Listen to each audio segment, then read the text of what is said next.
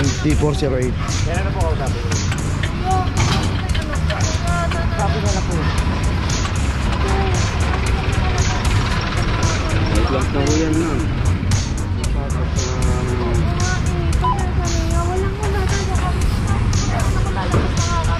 Ano kayo may ikipag-usap sa opisina namin? Ako pwede naman. Ano po? Kung kayo pwede nyo nga po pwede i-block photo na po. Kailangan ako ng photo nyo.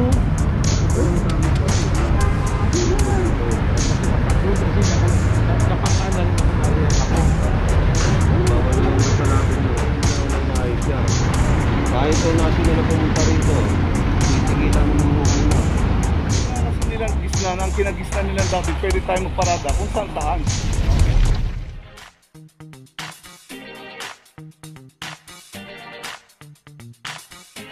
Papa Joe TV!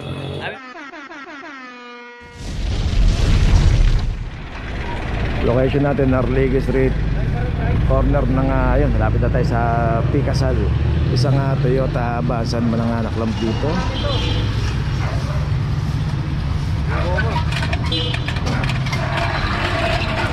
So papalitan lang ng goma. Ayun yung club, kasi yung goma raw.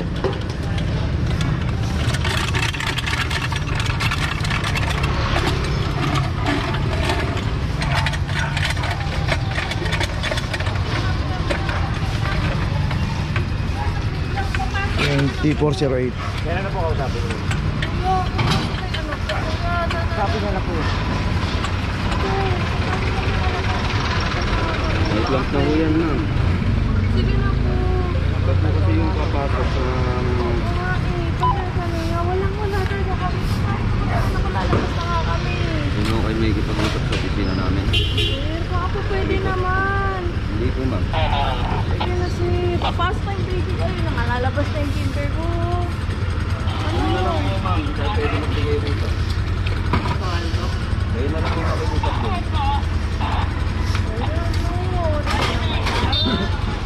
Okay, tuloy na tayo. So, nakapasok daw yung kinder niya. Sana, inayos ko muna yung garahe. Location natin, Rizal Avenue, corner Tayuman. Dito na may isang Toyota Vios. At dito nakapalagbag dito sa bangketa. At ito wala ring driver.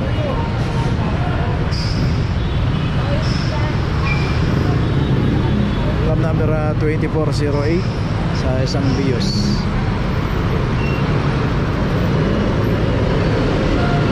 Ito kasi pagkakaparada ng Vios dapat pag gano'n mahaba para yung daanan po ng tao hindi pumasok ng piso dito.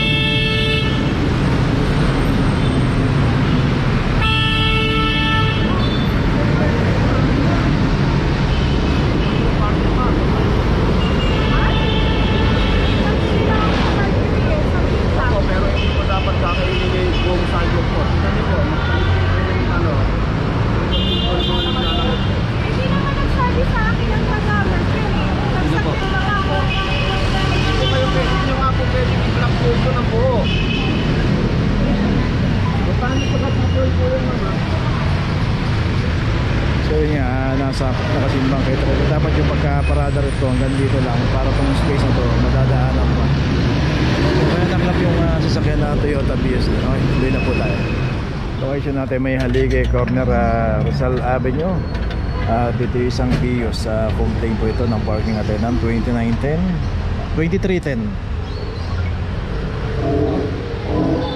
So dito rin sa kahabaan ng may Halige pay parking. Pero dapat pa pumarada tayo. Pag pumarada tayo dito, dapat magbayad po tayo ng parking. Apa ang number? 2310. 2310. 2310.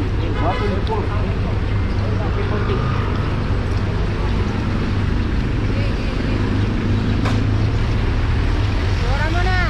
Okay. Atras.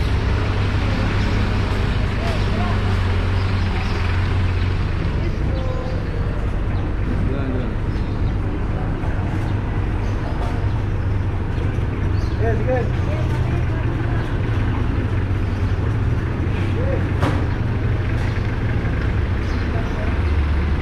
Atibidad, Paps. Atibidad. Natividad. Natividad? Oo. So ito yung Natividad, yung po yung Rizal Avenue.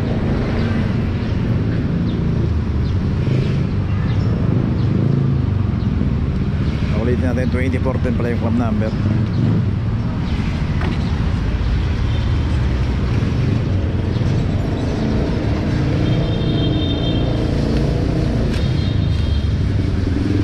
Okay, may notice na itong BIOS na complain ng isang parking attendant. Tuloy na po tayo. Ay, meron pa pala rito.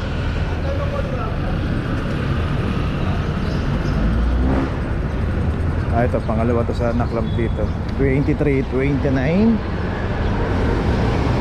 Isang Toyota Innova naman itong naklab din dito. Ito, ano rin, complain din ng parking attendant.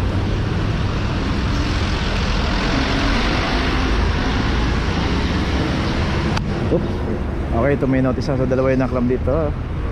Kaya magbayad po tayo ng parking pagka pumaparada po tayo sa mga free parking area. Dito po tayo. Location natin, Reten Street, corner Jaime de la Rosa. Dito siyang Hyundai H100. Dito rin kasi sa kabaan ng Reten, one side parking. Dito lang dapat sa right side pumarada. At yung pinaradahan nito, bawal. Saka yung makikita natin merong signage. No parking, clamping zone. Signage na rito. Itong side na to, bawal po rito. Mismo po yung barangay po yung nagpapatupad ng one side parking policy rito.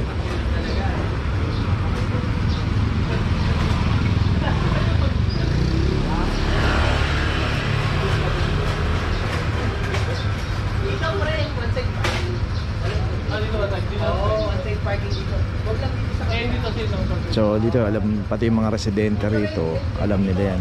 So ito raw itong pumarada na Hyundai H100 na to, kapaparada lang daw nito. So sana kung kapaparada mo lang, tinignan mo sana yung signage. Ito pa lang makikita mo, pwede ka na magtanong, pwede bang pumarada rito, wala bang nanguhuli rito. So yun na lang dapat, maging ano tayo, ugali magbasa. Okay, ito may notice na yung Hyundai. Tuloy na po tayo. Location natin Quezon Boulevard, corner Arlegi Street. Dito isang Montero ang naklab dito.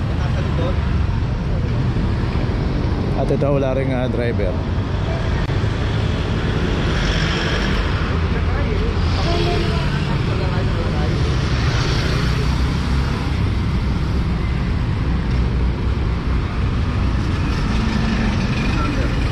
(2407) para sa Montero na naklab dito. Nice.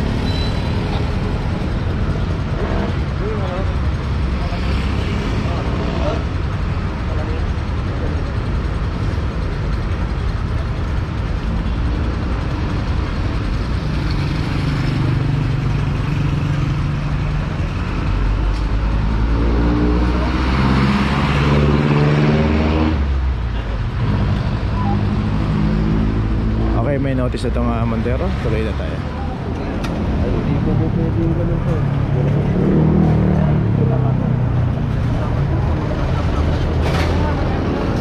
Nakapupot na lang ako ng bulsin eh. Ayun, kami po. Kasi napakaan na rin ako nariyan ako. Bawal yung gusto natin yun. Pwede ko na naman. Location natin Rizal Avenue, corner Malabon Street. Si sir nga dito kasi naka-obstop ito isang Honda City 2342. Baka ito, ano po yung gagawin ninyo sa loob tayo? Paparkingin mo na unang maayos yan. Kahit ito nasi na pumunta rito, titigilan mo ng buhay mo.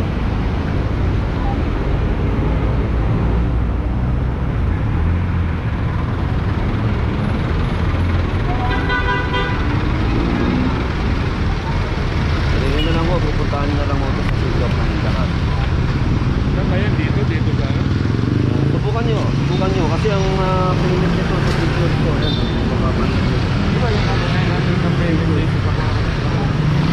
Try nyo po pumunta dyan, pero ang bayaran talaga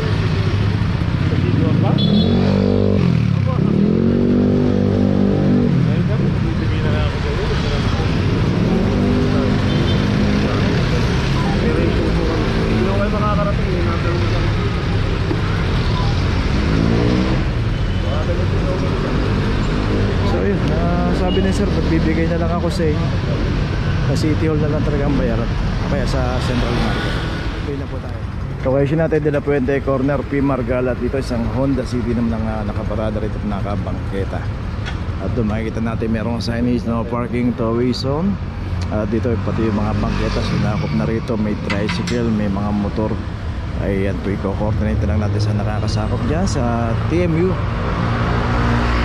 Yan po, pag nakita po nila yan at daanan po nila yan, kasama po sa mga itoto nila yan. Sila po kasi ang may jurisdiction yan, Tri-Wheel Management Unit. At regarding naman po sa mga motor, andyan po yung compact towing. So pag nadaanan po yan, simot po lahat yan. Antayin lang po natin na umiikot naman po yung operation nyo. Kasi dito sa clamping po, ang priority po rito is 4 wheels lang. Hindi po sila nanguhuli ng mga tricycle. O hindi sila nagkaklam ng mga tricycle. So ito may notice na. Tuloy na po tayo. Location natin, Moret Corner, Espanya Boulevard. Dito isang Toyota Altis 2334 dito sa kahabaan ng Moret. Pay parking. Pero pagka hindi tayo nagbayad ng parking, alam na po natin ang mangyayari. Tinatawag po yan sa clamping operation.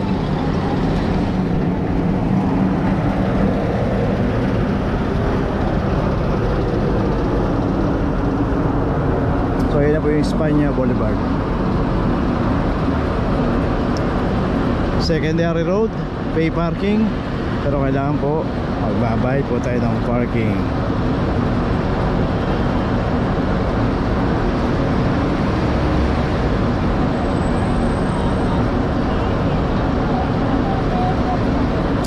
Okay, may notice na itong isang Toyota Altis. Tuloy na po tayo. Okay, nandito na ngayon tayo sa opisina ng clamping sa impounding dito sa Central.